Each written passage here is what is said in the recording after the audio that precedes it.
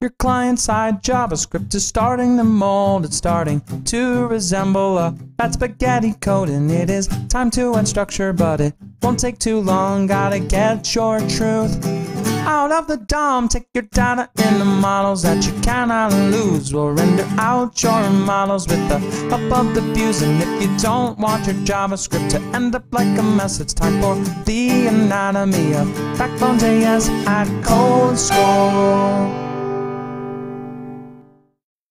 You're watching the Anatomy of Backbone.js, and this is level 1, where we're going to talk about why you might want to use Backbone.js in an application, and we'll walk through a sample application. We're going to create a really simple to-do app. It's going to look something like this. Simple because it only can have one to-do item.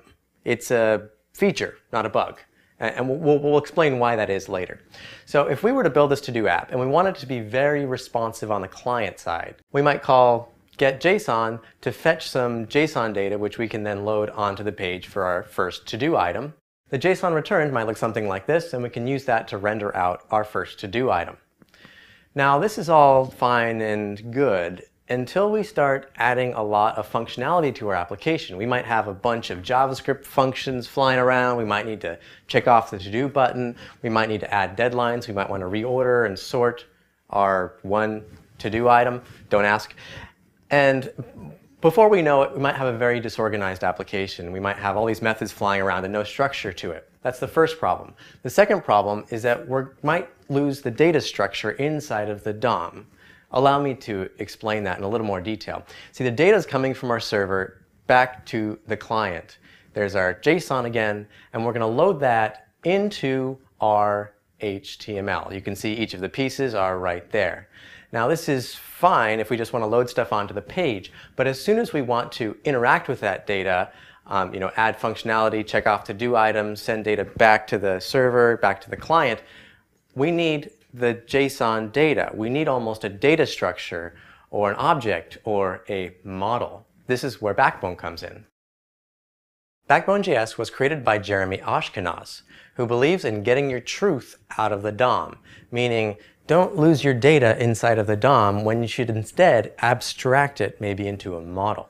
Backbone.js provides a client-side structure for all those functions so we can keep those organized. It provides models to represent the data structures inside of our views. It has views to hook up the models into the DOM, which you'll see later. And lastly, it takes care of synchronizing our data to and from the server. So here is our server and our client's a browser, and we're going to add another layer inside of here called our model. So let's create our first model class. It's going to be called to-do-item, and it's going to be extended from the Backbone model base class.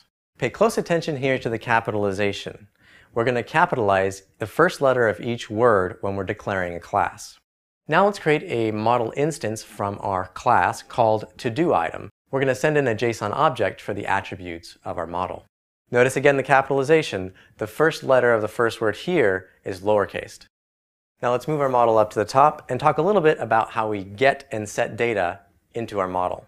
We can call a get function to get data out of our model. To set an attribute, we can call the set method and send in a JSON object. To synchronize the data that we have client-side with the server, we can call the save function. Obviously, we're going to need some configuration to really make this happen because we don't know what the endpoint on the server is for this particular piece of data. We're not going to get into that this level. That'll be next level when we talk more about models. So on the client side, we have models which encapsulate our data. Those models provide the data for the views, and it's the view's responsibility to build the HTML, which then we might put back into the DOM. To create a view class, we're going to create a to-do view. Notice again the capitalization, and that is going to extend from the Backbone view base class. To create a view instance, just like we created a model instance, we're going to create to-do view, which is going to instantiate a new to-do view instance, and we're going to send in the model that we created on the previous slide. We need our view to render out some HTML for our to-do item. To do that, we need to define the render function. Inside the render function, we're going to get our description out of the model and create some HTML. We're then going to set the HTML of that view element. Now every Vue instance has its own Vue element. That's that EL for element. So a single instance is associated with an element, which means it's a HTML tag of some sort.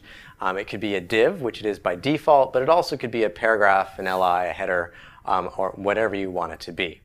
Now when we instantiate the Vue, we call that render function. We can then print out the resulting HTML to the console by just calling todovue.el. So now that you've got a brief glimpse into the model and Vue layer inside Backbone, it's time to get your hands dirty with some challenges. Don't worry about all the details that are going on here. In Level 2 and Level 3, we're going to go into models and views in more detail. For now, get your hands dirty with some challenges and have some fun coding up some Backbone.